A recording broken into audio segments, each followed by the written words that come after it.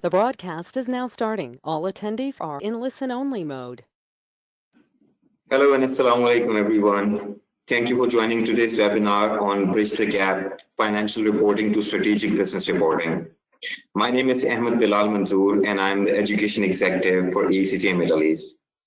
ACCA Middle East, in collaboration with our approved learning partners in the region, have come up with Bridge the Gap series, and today is the first session of the series. So for today's session, we have been joined by Nikhil, who is a senior tutor from Phoenix Financial Training with more than 10 years experience as a specialist trainer in the areas of financial accounting, corporate reporting, and taxation across all levels of ACCA. Nikhil is a fellow member of the ACCA and UACA. So talking about today's session, as you must be aware that an important factor in strategic business reporting exam success is the underpinning knowledge from financial reporting. Therefore, in today's session, Nikhil will help you bridge the gap between financial reporting and strategic business exams. Before I hand over to Nikhil, there are some housekeeping rules. I would say try to attend the complete session to understand the full essence of the webinar. And you can type in your questions in the chat box and we'll be taking your questions towards the end of the session. So without further ado, I'll hand it over to Nikhil. Over to you, Nikhil. Thank you so much, Ahmed, and thank you everybody for listening and joining in as well. I know it's having taught for like Ahmed said, at least now 12 years. I've taught students financial accounting, which is the starting level of what we do. Then we go on to the FR version, which is the second level, if you want to call it, and then for the last 7 years, I've been teaching SBR, which is the strategic business reporting. So it's like effectively these three levels that we have from FA to FR to SBR actually.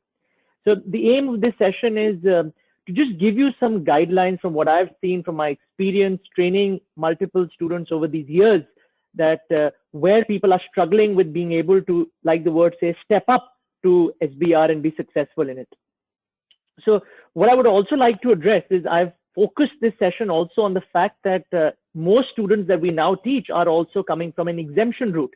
They are studied in different universities, and the universities give them 7, 8, 9 exemptions, and that makes FR even an exempt subject, which I suggest some guidance and advice for those as well who have coming through that route, which now I see majority of our students do. So without wanting to take too much time to just introduce, like I said, the first thing, if you ask me, and I've tried to put these in summarized points here, is the most critical bit when you're moving from an FR to SBR. In FR, it was all about preparation, calculation. Sometimes you don't even have to think too much, right? When I say you don't have to think too much, there is a style, there's a technique of doing a balance sheet, an income statement. There's a style you can practice and become very good at it. With SBR, when you step up, the thing is that the key element, if you ask me, is about this word. Every standard that you study, everything that you're analyzing, is you got to ask yourself these questions. What is really going on? Why is this happening? And what are the implications? So let me give you an example. So, we study this topic of leases without getting into too much detail. You might not know leases, but for example, there's a change in the last few years in an accounting standard called leases. Now, when you study FR, you probably just study, okay, what are the changes? This is asset, this is debit, this is credit, or this is the asset, this is the liability, full stop. In SBR, how they step up, although the standard is the same, it's about saying, okay, why did the standard change? Why did this leasing standard change from what it was before? Why it changed? Because of the fact to give a better representation to the investors. Because companies like airlines, shipping companies, they are using these assets, but they were never showing it in their financial statements. Before, for example, there was no accounting as an asset and liability for something called operating leases. Don't worry about the detail. What I'm trying to tell you is you had to think, why was there a change? Not just because somebody said there is a change. The change was because of the fact, for example, there was a better way of presenting it. People said, Emirates, Etihad, Air Arabia, you are flying and making millions and billions from using these aircraft, but you never showed them in your balance sheets or financial statements. IFRS 16, which is the new standard for leases, says, okay, to address this problem, we change the standard. So what I'm trying to say, when you study SBR, when I teach this in my classes, I tell people, think, why did it change? And the examiner asks questions around that.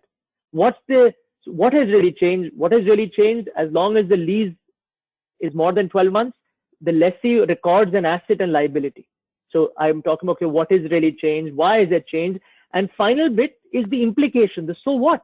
So what if it's changed? What does it impact? It impacts multiple things. It impacts your ratios that you have. It impacts your relationship with the banks. It impacts additional disclosures that you make. The idea of this session is not to give you idea about leases, but it's about making you change the way you think. And that is the first and fundamental point of SBR, is to be able to think like this. This is one example I gave you. You need to think about this from variety of topics that you study. So of course, I'm happy to take any questions on this later on, but the first bit is about thinking, changing your thinking. If you ask me, that's the first and foremost element of moving up from FR to SBR. Another thing that I want to highlight is in FR, when you study FR, whether you did it with ACCA or you were exempted from it, our focus, even in universities, I speak to multiple students. I like to take a lot of feedback from them.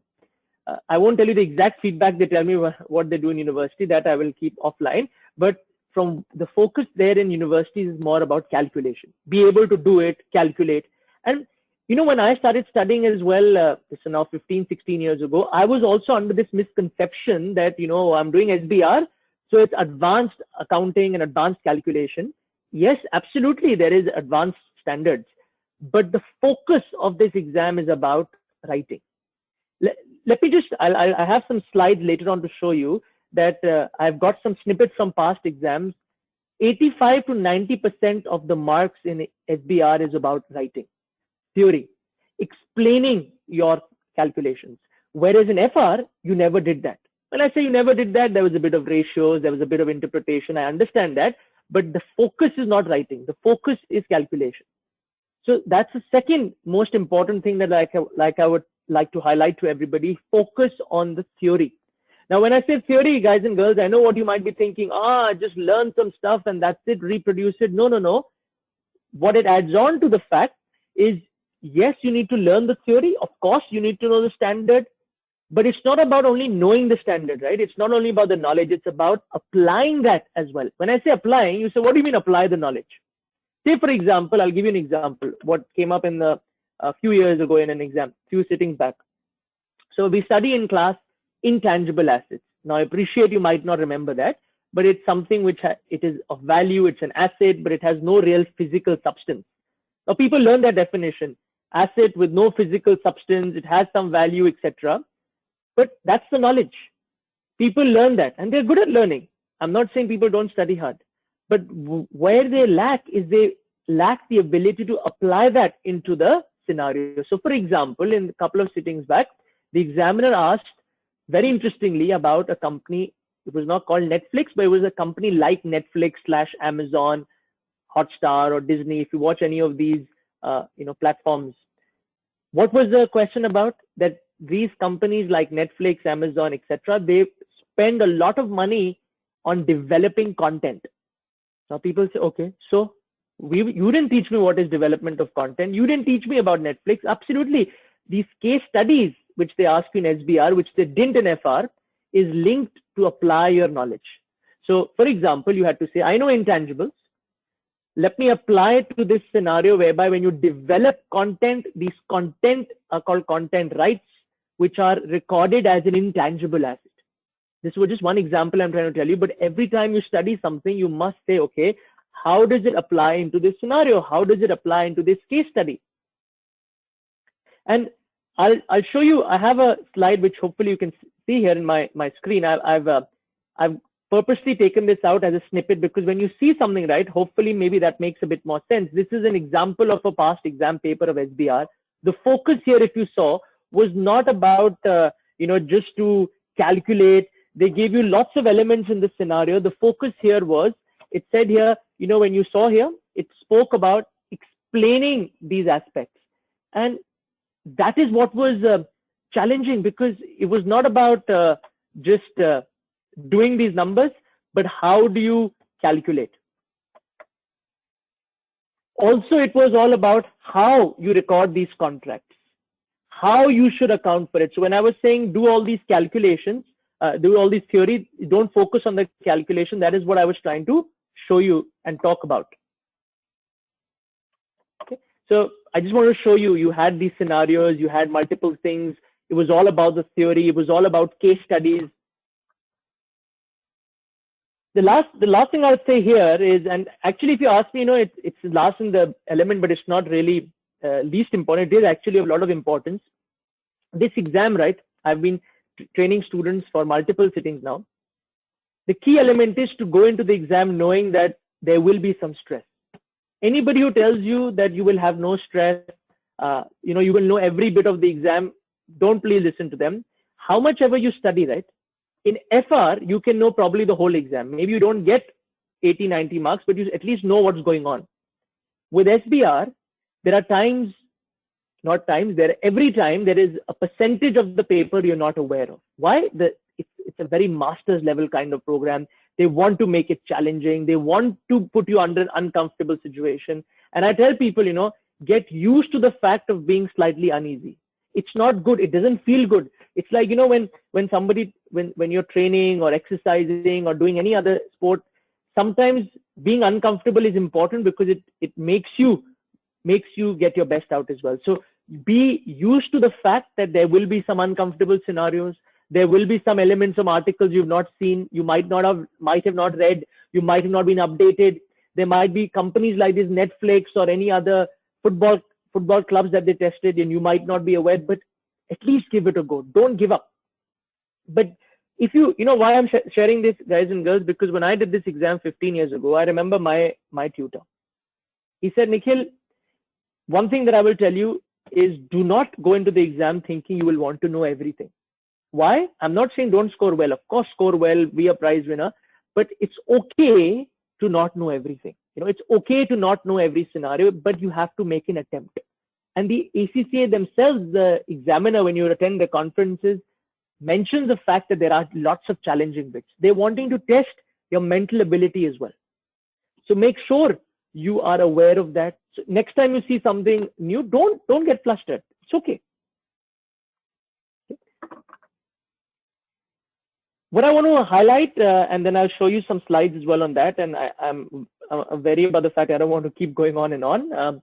In terms of, because it's a big step up, what are the things that you can keep in mind? Somebody who's preparing for an exam now for the September sittings, they're like, Nikhil, tell me a few tips. That's all fine. That's a bit generic. Tell me a few tips when I write exams, especially answering exam questions. The key bit of practicing in SBR is do past papers. Now it's on the computer-based platform as well. The ACCA have their practice platform, which is very, very good. We use it in our class.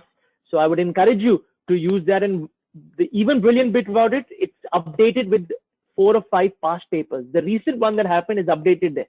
So make sure you practice that for the exam. And while doing that, the key element that you have to keep in mind is about reading the question carefully. When I say reading the question carefully, I'll show you. I'll go to my slide here. So this is the kind of scenario that they give you, right? Now, I'm not trying to scare you, but I'm saying there is a lot of information. When I said question reading, not just people say, of course, I know we'll read the question, we'll read the requirements. Of course, you read the requirements, but I'm saying the case study is also pretty large. So you need to be able to read this in a sensible manner. For example, this first heading you see here, crochet functional currency. You should be able to read, highlight the keywords that you will write about, and then address the requirements. So for example, I'm not trying to solve this answer for you, but it said here, how should the functional currency of crochet be determined? It's not only about the knowledge. Remember, it's about applying it into crochet. You might have learned about functional currency, but it's not important only to only know functional currency. It's about, can you apply it to crochet? So when I say read the question carefully, what I'm trying to say is read this paragraph very well, because you need to draw in your answer from this paragraph that is written here. Many a times people don't do that. The examiner says students are just writing from their pre-learned knowledge, because that's what we were used to. Not you personally as well. That's how I studied when I was in school, and not a criticism of the school. That's how the style was. That's how things worked in school. Similarly, I'll show another example. It says here, yes, there's a little bit of calculation. Calculate goodwill of crochet, but key bit was explain. Again, you say, I've read the question. How difficult is reading the question? I said, no, no, no. Not only you read the requirement, but you need to go back up into the scenario, and we practice. I drill this into my students' head, sometimes very annoyingly as well, that try to read this paragraph, read it 2 to 3 times in the exam. There is no shame in reading it 2-3 times, because you are trying to figure out the information for goodwill. You might not know goodwill, but you're looking for investments, net assets, etc. So you're trying to read this very carefully. That is what my first point is, that read that question very carefully. Okay. And I wanted to show you, so at least I can make some sense of what's going on there. And whilst doing that, it's important to keep a track of the mark allocation. Why? Because I'm drawing this from the examiners conference that I attended 2 weeks ago, the global conference that they have, the platinum approved providers attending the conference. They mentioned, look at the marks. If it's 4 marks, you need to only write at least 4 to maximum 5 points. Don't spend, hours and hours writing that. And it adds on to the second point where I say focus on time management. In FR, maybe, yes, it was still an issue, but in SBR, lots of people are not completing the exams. Guys and girls, why attempt only 80% of the exam and reduce your chance of passing when you can attempt the entire 100? Don't go for always perfection. Believe me, as a tutor, I'm saying in the exam, it's okay to do 80% of a part or 90% of a part, and it's more important to complete the paper. So when I say start and answer, you should always start with those 2 bits. Knowledge, like that functional currency, knowledge of the functional currency, and then apply it into the scenario. While doing that, keep a track of the marks so that you know how much time is allocated. When I say how do you know the marks and time, it's 2 minutes per mark. So for example, if you have a 4 marker, you have 8 minutes to do that. Why? 4 into 2 is 8 minutes. If you have a 10 marker, you have 20 minutes to do it. But don't do it for each part, do it for each question. You have 30 mark is the first question. So you have 60 minutes to complete that. Take a watch. See that if you start the exam at say 9 o'clock, at 10 o'clock, you should finish the first question. If you're starting with question 1. Another example, if you're starting with question 2, which is 20 marks, you should do that in 40 minutes, 40. Why I bring up question 2, which is the ethics question, many students I spoke to, they didn't finish the exam because they kept on writing about in question 2, which is the ethics element. I'm saying it's important, guys and girls, you can write as much as you want about question 2, for example, that 20 marker, you can write 30 points, but the maximum you can only get is 20. So you've got to be sensible about that, managing your time. Another thing that I see, which I want to highlight, and this is also I've you can say copied, but I've also taken this information from the SBR examiner himself. Like I said, I attended his conference 2 weeks ago. These were the same points he had made. I'm just putting my examples and drawing on that. That lots of students are ignoring the challenging areas like pensions, like financial instruments.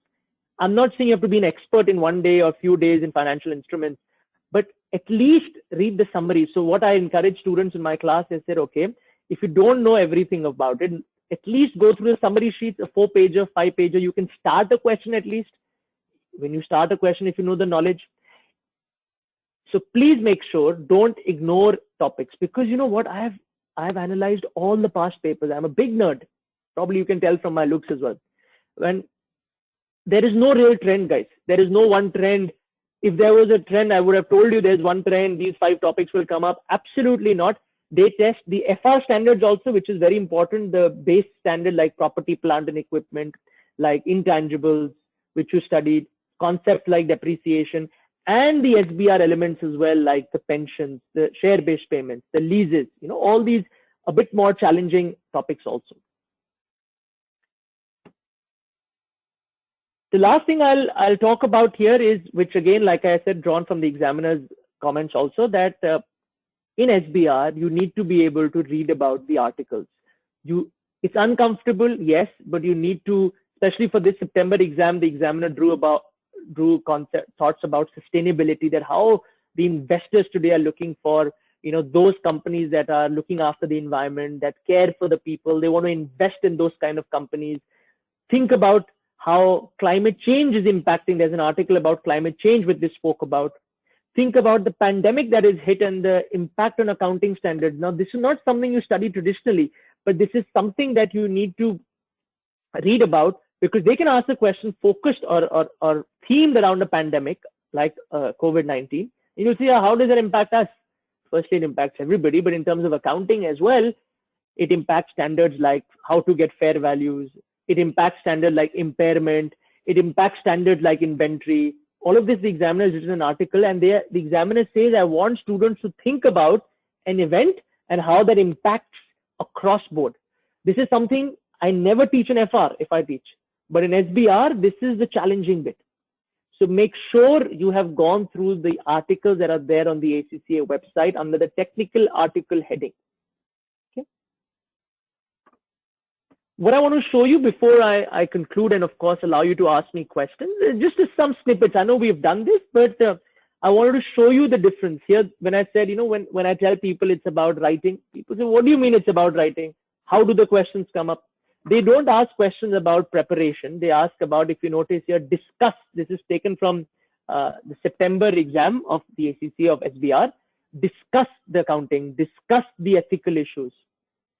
Ethics is a very, very important critical point where there are, of course, these different ethical principles about objectivity, that is away from biases, trying to just, for your own good, increase the profits, integrity, being honest every time, not misleading investors, banks, shareholders, others, making sure you're competent, you're up to date with your knowledge. This competence, again, it's very, very critical, because now with accountants, with all these cryptocurrencies and all these blockchain technology and data, all artificial intelligence, are we as accountants aware? So we need to be competent as well. Making sure any confidential information we receive, we deal with it in a sensitive manner, and at all times behaving professionally. So why I'm talking about these, because this is fundamental to the SBR exam. They ask you these in question 2 of the exam. So I just want to show you how a question looks like. So at least you can, when you see something, you can probably register in your brain that, okay, this is what he means discuss. So be able to talk about these standards. And why I drew on this came in the December 18 SBR exam. Traditionally, when we talk about cash flows, we are only think about calculation, right? But here, if you notice, yes, I agree there is an element of calculation. I'm not denying that. But we've never done this, guys and girls, that we had to explain these adjustments. When I teach this in class, we practice this in our class, many students struggle with this, to be able to explain these adjustments. Because see, you can, in a cash flow, I know how students sometimes study, plus, minus. In FR, sometimes you can get away, add this back, minus this. But why? Why are you adding it? Why are you minusing it? That is the critical bit. Okay, so I just want to show you that even a thing like a cash flow is asked through being able to explain. Yes, there is an element of calculation. There are some exams when cash flows comes up, maybe the percentage of number crunching goes a bit higher. Maybe there are 18-20% of the exam is numbers. That's okay, but there's no rule that it's only 85-90%. I'm saying generally on average, that is what happens. And I want to just draw in to show you the difference between, this was just an example of the requirements which we have gone through. I don't want to redo this, but it was all about the fact that how they're applying real life scenarios. This was taken from a question the examiner again mentioned called Lyria question, which was very challenging. And he, on his article, which I read, he said, these are some questions that I want to draw upon. These are from the past papers.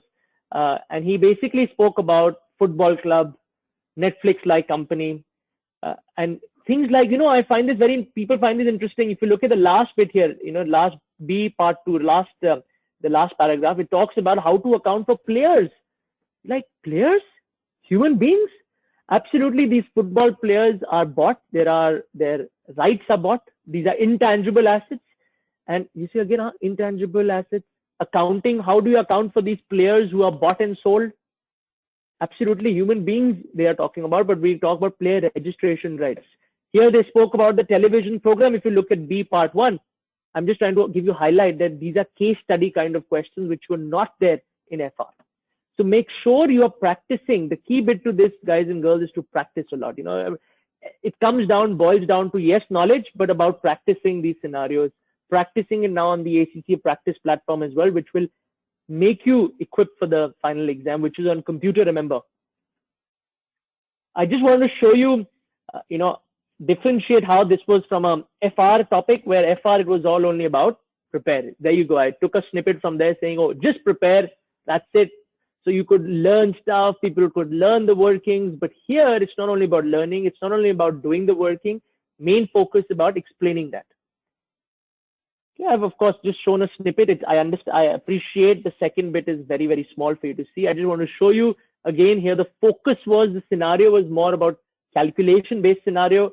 They'd given you a balance sheet or income statement and you had to prepare, calculate, which was very different if you go back to the slide before, which I'll show you, where here the focus was discussed is all about talking, scenario-based, case study-based, compared to here where it was more calculation-based. And these, if you ask me, is to summarize what I believe you should do to step up. Please feel free to, of course, ask me any questions. I wanted to keep it brief so that I can get your attention as much as I can. Those are just my details where I work at Phoenix, like Ahmed had introduced. And if you are interested, of course, you can get in touch with our office team and I'm more than happy to help you and assist you in any face-to-face classes, online classes that we have as well. So happy to be of any help. So Ahmed, over to you. Thank you. I've done with my part. I will now answer any questions that people might have. Thank you, Nikhil. At the moment, we have only one question so far. That is from Fatima. She asked about where we can find these articles about climate change and pandemic, etc. Well, absolutely. So what I'll do is, if you go onto if you can see my screen here, I can show you. If you go onto the accglobal.com, so Fatima, you can go on that accglobal.com. You can click on this menu bit. You have here your students. Yeah, you click on the study resources. So menu, students, study resources. You click on the ACCA qualification.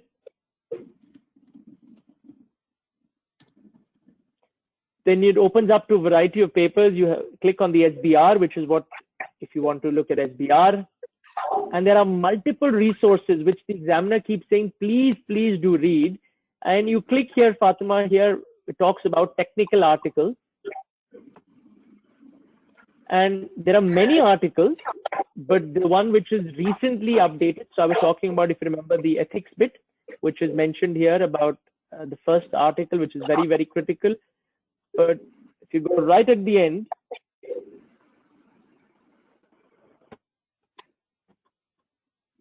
it talks about here, Fatma, climate-related disclosures and investor focus. This has recently been written. And if you ever click on that and read about it, which I would encourage you to do, it talks about how there is an impact on IFRS standards. So hopefully, Fatma, that answers your question. Thank you, Nikhil. We have another question from Fatima. She's asking, sir, how's the mark allocation if sub-questions are given? Yeah. So in terms of that, Fatima and everybody who is listening, if you can see my screen, although it says it's a 30 marker, if you look at these requirements, it says it's a 30 marker, but Fatima and everybody else, it's not about one requirement. It's broken down into smaller subparts. So it was a 5 marker about how do you do functional currency. It was a 4 marker on how to do the contracts. And when you're writing your answer, the marking scheme of the ACCA for SBR works as 1 mark per valid point. Meaning if it's a 4 mark, you should have 4 valid points written. I tell students write an extra point or so, because how do you know whether all your points are valid or not? But that's a good, sensible approach of saying 1 mark per point, valid point that you've made, Fatma.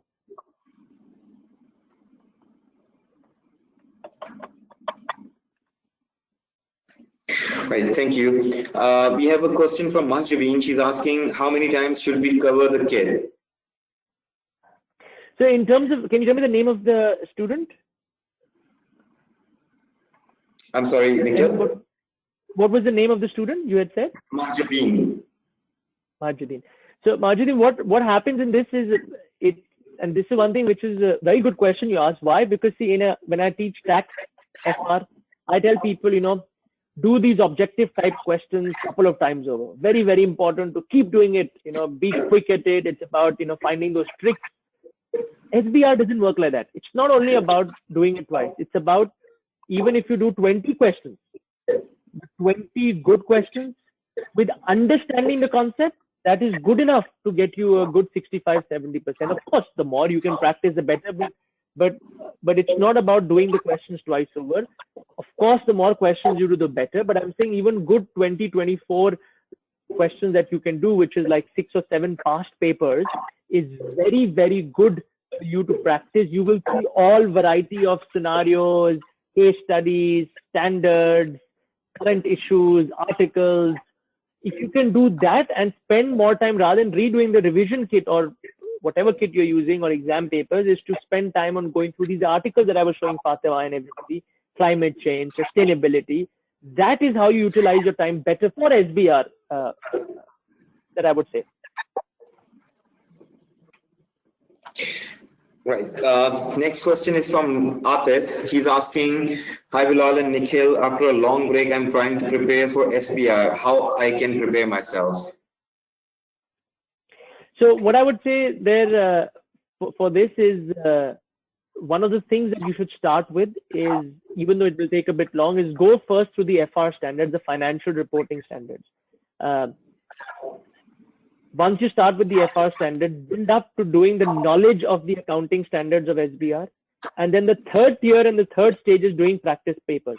So first FR knowledge, then SBR, and then of course tier 3 of exam questions. Now, in terms of where you get this content, of course, there is a lot of data available. Of course, you can train yourself also with all these articles which are written are also, they've given all accounting standards also. But of course, that is challenging. That's why you have multiple study options now available, online options, whether to anybody else or when we train. That's what I do for a living, is I train people for SBR exams, both online as well as face-to-face. Said that I have a class starting, as you can see my background, this is my classroom. I'm starting my class in 35-40 minutes at 6:30 in the evening, teaching a topic of segmental reporting today. So to answer your question, how do you study? That's of course up to you. There's no force, but I'm saying naturally, if you ask me, I would say I do this for a living. So more than welcome. Phoenix doors are always open for you to start studying. And actually, on a serious note, because with the online bit, you can study anywhere, anytime, at your own pace, FR, SBR, and get the same level of interaction, help, and support as well.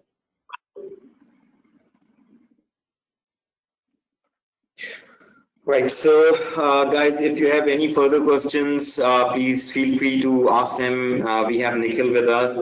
He has comprehensively covered the how to bridge the gap between the two exams. So, if you have any further questions, please take this opportunity to ask.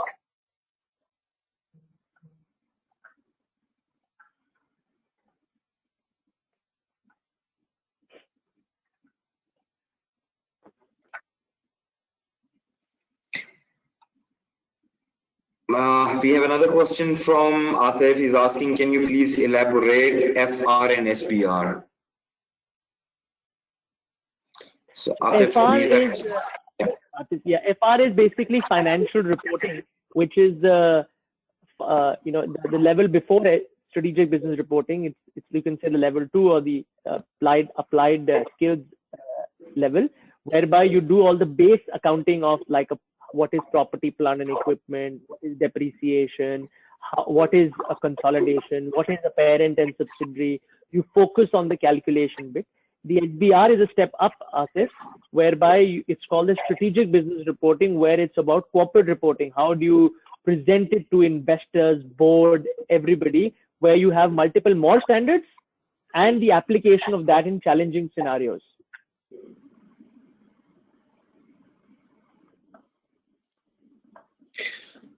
Okay, so we have a question from Aishwarya. She's asking, is it a good idea to take up FR and SBR together? No, not at all. Firstly, it can't be, it's on the same day as well, the exam. So unless you are superhuman, you do morning and afternoon exam, but definitely not recommended. It's recommended do it one after the other, definitely, but not at the same time. Right. Mahjabeen is asking, will it be a problem if we haven't done EPSM before SBR exam? So to answer that, it's encouraged to do it whilst you're doing your studies or before you do your SBR exam, because like I showed you, there is an ethics question. Even the ACCA's advice is to try to do it as there's no force, there's no compulsion, but they advise you that it will help you. How it will help you? Because the ethics bit will be part of the exam. But said that, doesn't mean you cannot do the SBR exam without it, because if anyone who's training you on SBR, they will naturally cover those topics as well.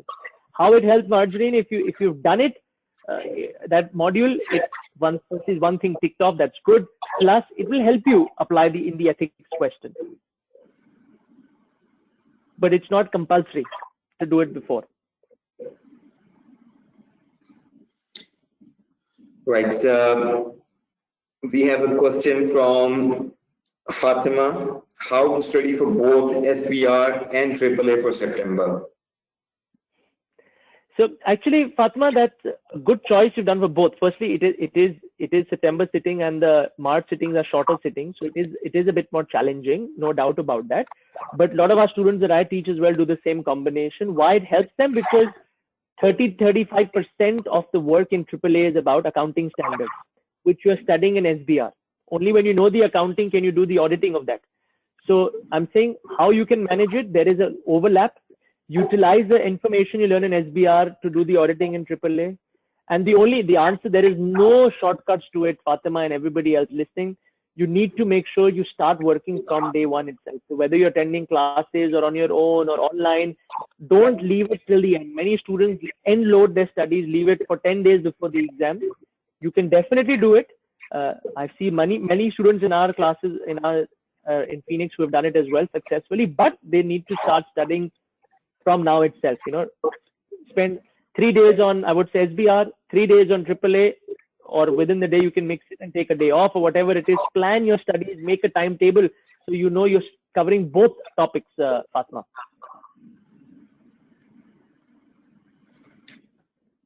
Thank you, Nikhil. We have a question from Shiham. What would be the best way to use your time for the last few days before the exam?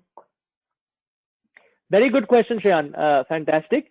One of the advice that I give to most of my students is, number one, go through the summary sheets. When I say summary sheets, now, of course, I'm not pushing you to come to my class, but even if you don't come to any class, you can make summary sheets on your own. You have, there is a good website called IAS Plus also. Again, this is not a promotion. This is something I use myself. It's by Deloitte. I don't work at Deloitte. I've worked only in KPMG, but I'm just saying it's something I utilize to have nice summaries of accounting standards, what is needed for the exam. You can make your own summaries whilst you studied as well. What I do in my class, I give people these summaries. Why I'm saying these summaries, guys and girls, because at least it'll help you revise the 24, 25 accounting standards that are there in the syllabus, right? That you can do, number one. Read the articles, make sure you have summarized the articles, read it, so at least when it comes about sustainability, climate change, ethics in digital age, at least you can reproduce something of that. So revise, number one, standards through summaries. Number two, go through the content of the article. And I would say before the exam day, those tools are good enough, and it's more important and critical to be refreshed in your mind. Once you've done your practice, don't sacrifice your sleep. Make sure you eat well, sleep well before the exam, because the critical bit in this SBR exam is you have to be switched on in the exam as well. It's not about whatever you've learned to reproduce it only. That's one aspect, but it's about being switched on in the exam. So I would say do more things that even relax you apart from doing the summary and the articles once you've done your revision questions. We have another question from Ishwarya. She's asking, what is a good B-level paper along with FR if I want to take up TOEIC papers? It's hard one to say, Ashwarya, because it's up to you. It's your preference and choice. But people tend to do with, if they have, firstly, I would say if you have two papers and it's not SBR AAA, it's hard to do it in a September sitting. Why? Because it's a shorter sitting, right? You start classes, or if you started studying before, that's fine. But we start our classes we have a 6-7 week window only since the results come out, so it's a very short time. I always tell people, do one, pass one, rather than trying to do two and not pass at all. But if you wanting to do, why did I tell Fatima SBR and AAA is okay? Because there's a lot of overlap. With FR, I know SBR is overlap, but it's on the same day. It's not encouraged to do. So there are many different, there is no one answer to this, Aishwarya. I'll tell you one answer, and somebody will say, no, that's not correct. So I'm saying it's, people do SBL also. I know you might say, let's leave it for the end. It's case study. It works both ways. Someone say, let's do an advanced paper, option paper. Again, the pass rates are lower for that. So I would say do FR, take it off in September, and then move to 2 papers in a December sitting. Then you can do SBR with something else, SBR with AAA. 2 papers in December sitting is very good. I would say use that technique. Currently with your situation, it's a bit more tricky to say with FR what will go, because like I said, all options are a little bit challenging at the moment for you.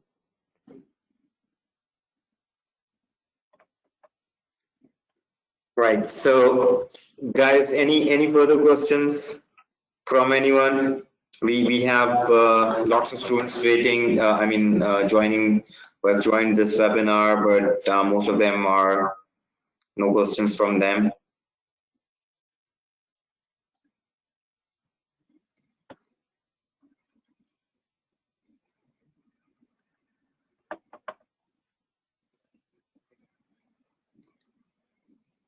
Right, so we'll wait for another 30 to 60 seconds just to see that if there are any further questions, and if there are not any, we'll just wrap it up for today. Just for your information, the session is being recorded, and if you want to access it later on, you'll be able to do so. We'll be sharing the link of the recording so you can access, as per your convenience.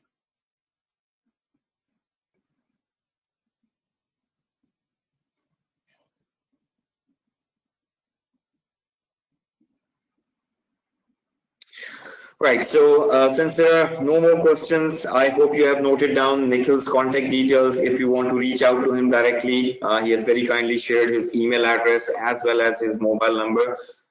So with this note, I am, just let me see. Okay, so Nikhil, at the very end, we have another question from Fatima. How to understand the accounting standards, like we have to remember all? So that's why I said it's a big ocean of things. There's no easy way, Fatima. You need to, that's why doing summaries of those standards help you to summarize them in your mind. Keep, acronyms, like, if you want to put some words for it, try to relate it to real life stuff. But there is no easy way to remember that. You need to put in the hours to go through it. And I would only say one word is a summarizing it in your mind, writing it down helps you at least remember more. Even if you don't remember word by word, that's not what is required. At least you know the theme of that accounting standard.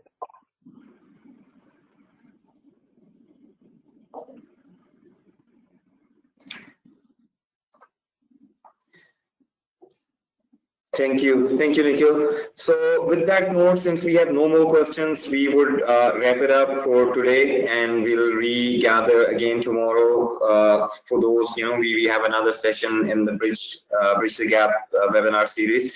So look forward to welcoming you. Anyone who's willing to join tomorrow's session, they are more than welcome to do so. So thank you so much. Thank you, Nikhil, for your time and for sharing your knowledge and expertise on today's session. Take care, everyone. Thank you. Bye-bye. Thank you. Bye-bye.